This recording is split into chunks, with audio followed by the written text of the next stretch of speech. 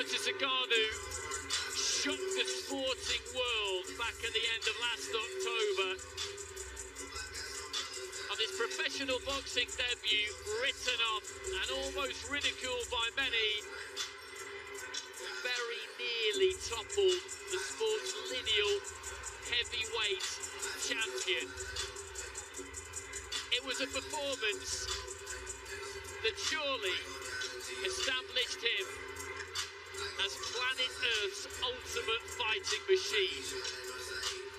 The question is, how much better will he be tonight than he was then? We've been debating it all week, Dave, and we are about to get our answer.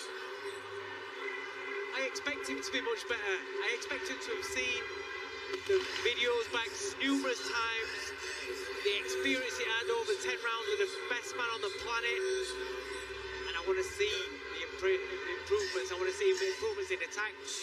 But more importantly, the defensive side of things that I think he needs some timed up, because he's facing a real machine. He is coming to make a statement. Well, there's the QR code. Get banner scan. Viewers' verdict. You can score this one. Anthony Joshua just making his way to the tunnel. They've both been here a long time.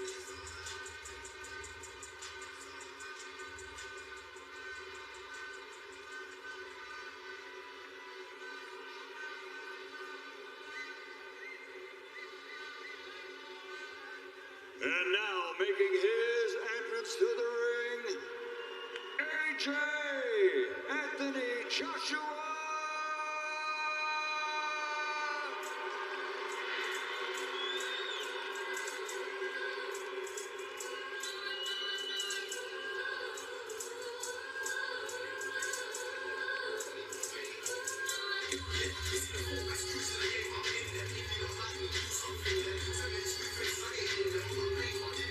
Knockout chaos. That's how this has been advertised. But make no mistake, this is yet another day of reckoning for Anthony Joshua. He knows the potential reward that lurks around the corner should he win tonight, but he also knows better than almost anyone the fate that could befall the fighter in that squared circle between those four corners of truth. Nothing is guaranteed. Matty was good when we saw him at Christmas, and he's got momentum. He has to take that into the ring with him tonight, along with every ounce of that clarity, conviction, and spite that we saw against Otto Wallin. Without any shadow of doubt, and another thing, you know, we kind of try to quantify how much better Nganou will be in this fight. From the last one, he's got the experience, the 10 rounds, everything behind him. But what we do know won't happen, and did happen to Tyson Fury, AJ will not overlook Nganou. He knows he's a serious threat. He knows he has to be on his game, and he will be. Offering up the final prayer in the corner before battle commences. Ladies and gentlemen, from the Kingdom Arena Boulevard City, Riyadh, Saudi Arabia, this is the main event of the evening. Power versus power. The Predator versus AJ. 10 rounds of boxing in the heavyweight division.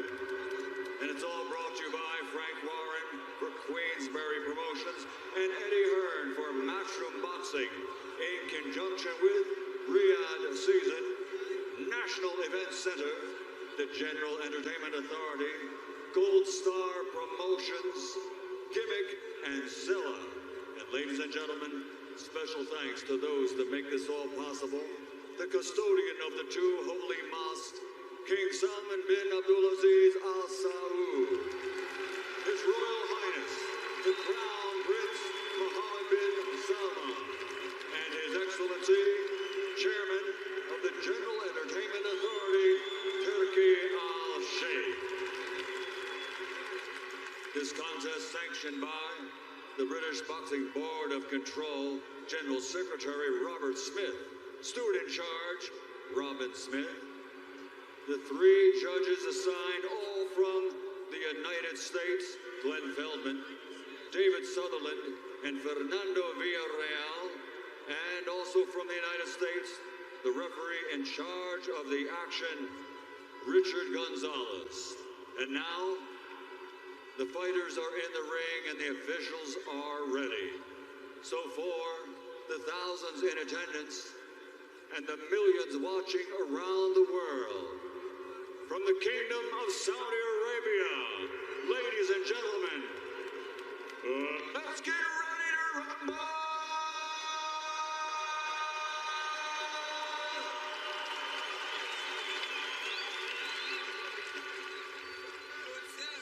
Introducing first, fighting out of the blue corner, wearing pink and gold and officially weighing in at 272.6 pounds. A few months ago, in his boxing debut, he shocked the world. Now he plans to shock the universe. From Cameroon, rated by many as the most dangerous puncher in the heavyweight division, the former UFC MMA heavyweight world champion, the Predator, Francis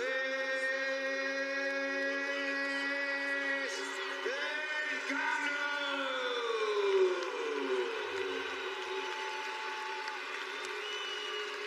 And across the ring, fighting out of the red corner, wearing white, official weight 252.2 pounds. Since capturing Olympic gold, he now has an outstanding professional record consisting of 30 fights, 27 victories, 24 of those 27 victories by knockout, with only 3 defeats. From Watford, London, England, the former two-time heavyweight champion of the world, AJ Anthony Joshua.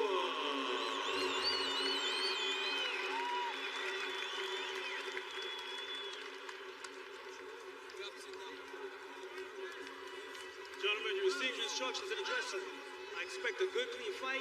Protect yourselves at all times. Obey my commands at all times. Touch them up.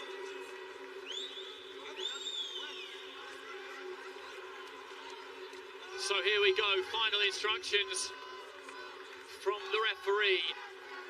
And there's your verdict at home. That's barely changed all night.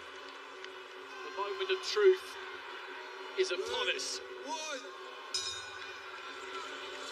Joshua in the white, Nganou in the white, pink and gold. Joshua immediately just trying to land that jab. A little feint with the front foot.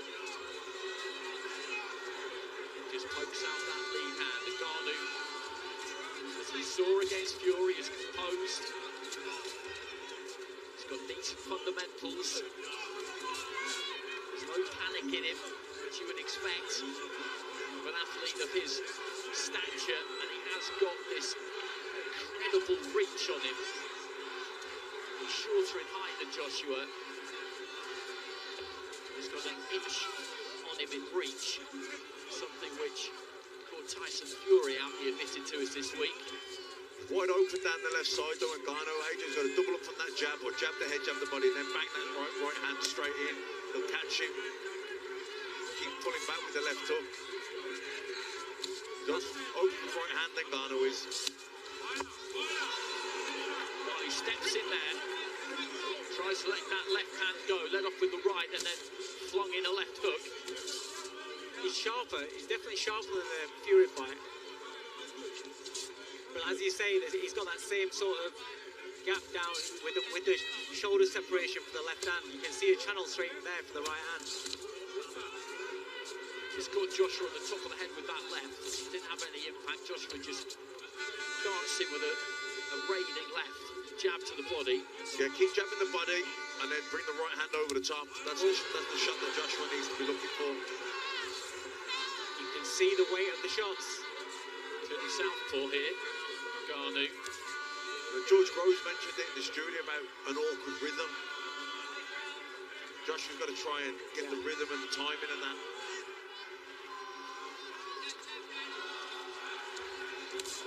Oh, great right hand from Joshua down the middle. And Nganou knocked down heavily. The referee gets to the count of 8. He's back on his feet. But that was a very, very solid shot from Anthony Joshua. 40 seconds remaining in the round. Little feint from Joshua. He pulled the trigger there. He switched to southpaw. As soon as he switches southpaw, that's the first shot you throw against the southpaw with the right hand. And you know that AJ's got a good right hand. Just have to be just slightly careful here, Joshua, because in this kind of circumstance, in this situation, Nganou will look to throw back. I think he should go back to the jabs to the body and then chop the right hand over the top. Closing seconds of round 1, a good start for Joshua. He's already done something that Tyson Fury could to Nganou on the knee, as the referee was reeling off the count. He didn't look really hurt, but he was put down heavy. Dumped onto his back, just cannoning off the ropes. Start of round 2.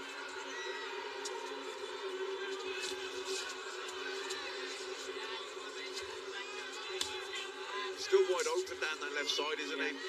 For the right hand, you know, you want to pull him with the left hook to see him.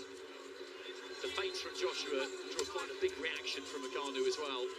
I always said is, remember when George Groves got done with Carl Froch, that no left hand sweeping as he's pulling back with that left hook? And that's the shot that I can see happening in this fight. He's always pulling the trigger on that left hook as he's leaning back. Again, Joshua just in and out with the feet. Nganou tried stepping with the jab. Contorted expression on his face every now and again, and Nganou when he looks to throw.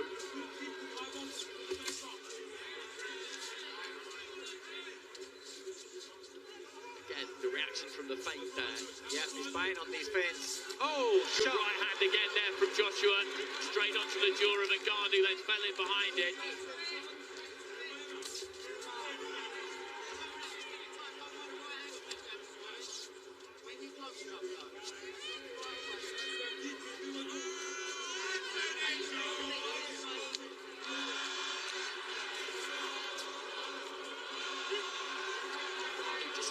To move in, throw a right uppercut, whether to the body or to the head, but close down his own space. Hasn't had an awful lot of success yet, Nganou. Not too much to encourage him so far. So let's see Joshua just get a little bit busy with the jab, just to try and set that right hand up again. But it doesn't need to be at the moment yet, because you know the feint's there, he's getting the triggers out of him, he's offsetting Nganou there.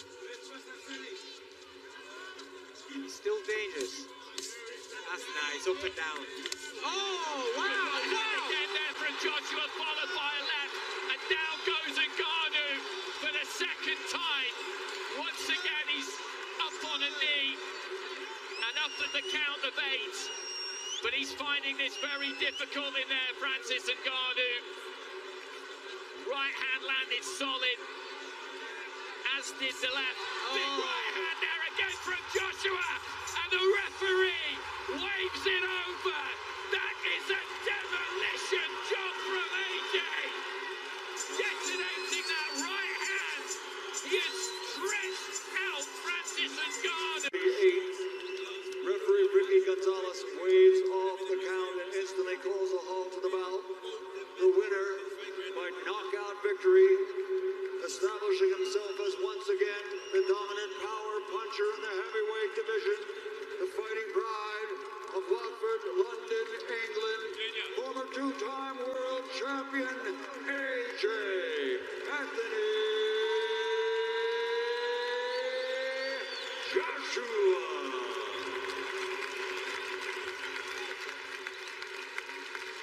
Well, good scenes at the end. An embrace between the two. There's been an awful lot of admiration and respect between these two extraordinary men in the build-up to this fight. Nganou looks a little bit shell-shocked. I I don't think he can really comprehend just yet exactly what has happened to him in there. On his feet, he's feeling fine. A round of applause for the former UFC MMA champion from Cameroon, the Predator, Francis Nganou. But the harsh reality of that defeat will sink in over the coming hours, the coming days, and it will be a difficult one for him to take. Anthony, I try to think of some of the best things to say during these interviews. I think the first thing to say is, that was incredible. That was an absolutely incredible performance. And that is the biggest right hand I think I've ever seen live in a boxing ring. It is what it is. There was a lot of talk when this fight was matched that me and you spoke, and you know, you openly said to me, like, Francis isn't on your level. You said that it was a gimmick fight, and that I asked you, and I said, does that mean sort of against you, he can't compete? No. What I was saying is, on the route to the championship, we should always stay focused. And this was me stepping aside from that mission. I thought it was something for the broadcasters and sponsors to kind of get behind because it's just about entertainment. But when I saw the fight with him and Tyson Fury, I was like, damn, this guy can fight. So I said, I need a piece of that. And as I said, he's an inspiration. So we wanted to welcome him. We broke bread together. And he's a great champion. And this doesn't take away anything of his capabilities, because in boxing it's one or the other, right? He can come again. Do you think Francis can come again? That's what I'm talking about. Yeah, he can come again. I told him he shouldn't leave boxing. He can do well. Remember, he's two fights in, and he's fought the best. He can go a long way if he stays dedicated, but it's up to him. 4 fights in 11 months, 4 gradually increasingly better performances. This is the best performance out of the lot, regardless of whether or not he is a 2-fight boxing novice. He is a former UFC heavyweight champion. What do you put down to the increased and better performances in the last 11 months? The Ben Davison Performance Center.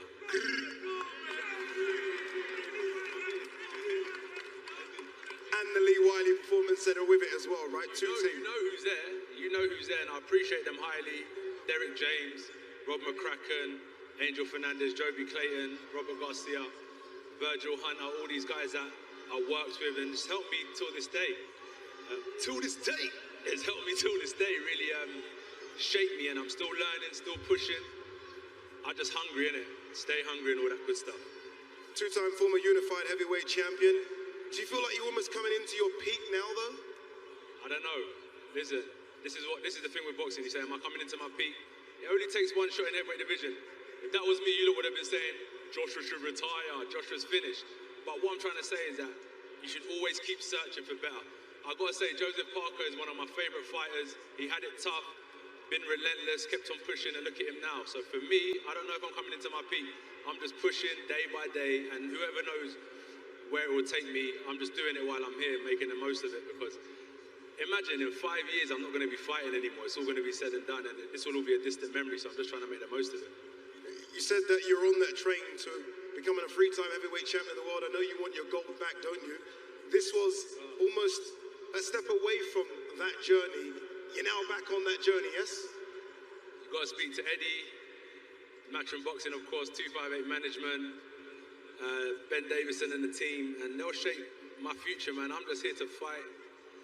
I'm going to go back to my cage, lock myself away, and then I'm going to be let out when it's time to fight again. So whatever they want me to do, I'm down for whatever.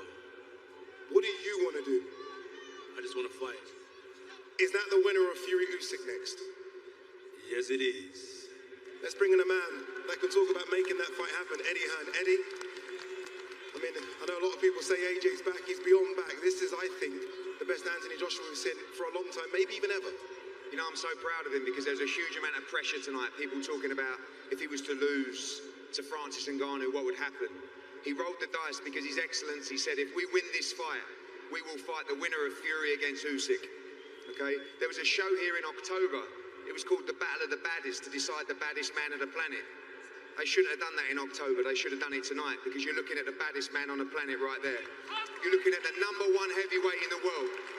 Unquestionably, on this form, there is no man in the world that can beat him in the heavyweight division. I told you he's going to come back. He's going to become the undisputed heavyweight world champion. There's a brilliant fighter down there called Tyson Fury. Please beat Alexander Usyk on May the 18th, because I promise you this, you will get the biggest fight in the history of the sport when Anthony Joshua takes the undisputed world championship. Ben, Lee, the team, but most of all Anthony Joshua has always stayed in the gym, always worked, never taken a shortcut in his entire life. As a fighter, he's an inspiration to young people, and I promise you, he ain't getting beat. He is the best heavyweight in the world. That was one of the most destructive knockouts I've ever seen. People talk about how Tyson Fury did against Nganou. Forget about that. What I said would happen, happened. He went in there, he destroyed Francis Nganou. This man is a savage, a beast, the best heavyweight in the world, and I cannot wait for him to beat Tyson Fury. Final word from the big man, Anthony Joshua, who's alongside his manager, Freddie Cunningham. Is it going to be free time? I don't know. You lot put too much pressure on me anyway. I'm just chilling. I'm not even getting involved in all that anymore. You lot put too much pressure on me. Anyway, let's talk. The people of Cameroon, I appreciate you guys. Where's my Cameroonian people? Let's make some noise for the Cameroonian people. Africa united, respect. Thank you so much. I appreciate you. Where's my people from London? Where's the man from Watford? You know what's going on. And most importantly, where's my people from Saudi Arabia? Yeah. And thank you to His Excellency, Turkey Al-Sheikh, for hosting me. MBS, thank you so much. I appreciate you guys. Everyone in Saudi, and everyone here tonight, I really do appreciate you guys. On to the next, and thank you to Francis Nganou. And thank you to you as well. Thank you, brother. God bless. Thanks, AJ. Back to you guys. Well, Anthony Joshua in victorious mood. And drift through the trees in this quiet embrace. I find my peace in the gentle strum of my acoustic release. Birdsong blends with my melody, a duet in the air. The leaves rustle in rhythm, a dance beyond compare. The sunbeams paint my guitar a golden warm embrace. As nature and music intertwine in this sacred space. Oh, let the melodies flow like the river below. Let them echo through the mountains, where secrets softly glow.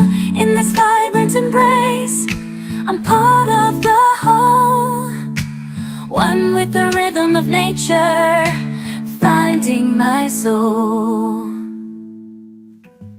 Closing my eyes, I feel the earth beneath my feet.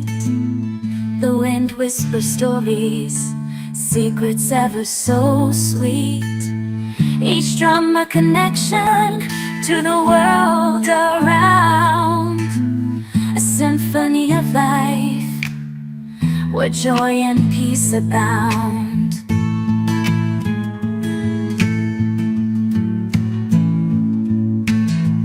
Oh, let the melodies paint the sky with delight.